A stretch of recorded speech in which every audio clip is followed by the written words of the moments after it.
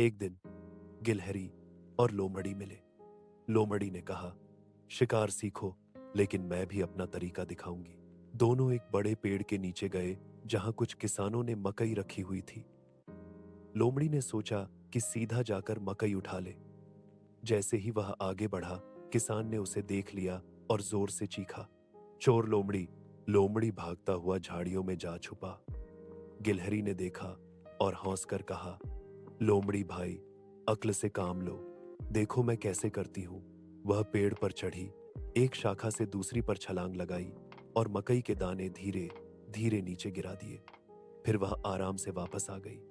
लोमड़ी हैरान हो गया और बोला, तुम तो वाकई मुझसे ज्यादा चालाक हो। गिलहरी ने जवाब दिया, चालाकी तब अच्छी होती है जब उसमें दूसरों को नुकसान ना हो, बल्कि अक्ल और एहतियात के साथ काम किया जाए।